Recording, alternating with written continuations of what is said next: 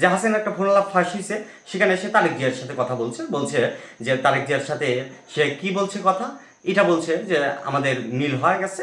মানে ফোনের অন্য প্রান্তে যে আছে তাকে সে বুঝাচ্ছে যে আমার তারেক জিয়ার সাথে কথা হয়েছে, আমরা একটা সমঝোতায় আসছি, আমরা আবার নতুন করে রাজনীতি শুরু করবো, আগে যেমন ছিলাম সব এক হওয়া যাবো, এটা তারেক জিয়ার সাথে আমার কথা হয়ে গেছে, তো সুতরাং তোমাদের ভয় নেই। বর্তমানে ইদানিং খুব দেখছি শেখ হাসিনা আমাদের মানবতার মার প্রচুর ফোন আলাপ ফাঁস হচ্ছে।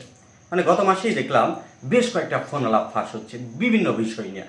সেখানে দেখি ফোন আলাপের ধরন কিন্তু একই, তিনি কথা বলেন একজন ব্যক্তির সাথে এবং মানে বিভিন্ন ব্যক্তির সাথে, এবং একটা বিষয় নিয়ে তিনি আলোচনা করেন, বিভিন্ন দিক নির্দেশনা দিয়ে থাকেন এবং মানুষ এটা নিয়ে খুব হই হুল্লোড় করে এবং খুব মনোযোগ দিয়ে খুব এটাকে সিরিয়াসলি নেয় এবং সেটা নিয়ে আলোচনা সমালোচনা করে এবং আমাদের বুদ্ধিজীবীরাও দেখি এটা নিয়ে টকশো গরম করে ফেলে।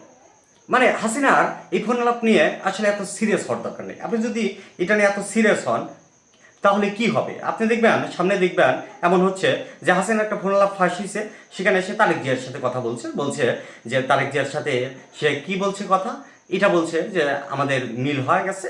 মানে ফোনের অন্য প্রান্তে যে আছে তাকে সে বুঝাচ্ছে যে আমার তারেক জিয়ার সাথে কথা হয়েছে, আমরা একটা সমঝোতায় আসছি, আমরা আবার নতুন করে রাজনীতি শুরু করবো, আগে যেমন ছিলাম সব এক হওয়া যাবো, এটা তারেক জিয়ার সাথে আমার কথা হয়ে গেছে, তো সুতরাং তোমাদের ভয় নেই। তো এরকম একটা ভিডিও যদি ফাঁস হয় বা হাসিনার মাথায় এটা হয়তো আসেও নাই, যদি আসে যে সে তারেক জিয়া বা খালেদা জিয়ার নামে কোনো ফোন আলাপ ফাঁস করবে যে আমার তারেক জিয়া খালেদা জিয়ার সাথে কথা হয়েছে, সব সমঝোতা আমাদের হয়ে গেছে, তো বাংলার মানুষ তো কি করবে, হই হুল্লার শুরু করে দিবে। এরা তো আগেই বলছি, মানে এরা সবাই স্বৈরাচার, এটা সেটা। মানে মানে ব্যাপারটা কি, শেখ হাসিনার রাজনৈতিক বুদ্ধির নখের সমানও এদেশের জনগণ হয়ে উঠতে পারে নাই, আমি যেটা বুঝলাম। মানে সে তার গদিহারা পালা যার কোনো অস্তিত্ব নেই, আমরা জানি না সে ভারতে আছে কি ভারতের কোথায় আছে, কোনো কিছুই জানি না, সে আবার বাংলার মানুষকে দৌড়ের উপর রাখছে। মানে যার কোনো অস্তিত্ব নাই সে দৌড়ের উপর রাখছে। তো সুতরাং এটাও সামনে করতে পারে যে আপনারা দেখতে পারেন কি ব্রেকিং নিউজ, তারেক জিয়ার সাথে হাসিনার ফোন আলাপ ফাঁস এবং তাদের সমঝোতা হয়ে গেছে। এটা শুনে আপনাদের কি হবে, রাতের ঘুম হারাম হওয়া যেতে পারে। তো এই ভিডিওটা কেন করা, এই ভিডিওটা এই কারণে করা যে এটা নিয়ে তো মাতামাতি করার কিছু নাই, যার কোনো অস্তিত্বই নাই। সে আমরা জানি যে আমরা শুনতেছি সে ভারতে আছে, সে ভারতে কোথায় আছে সেটাও আমরা জানি না।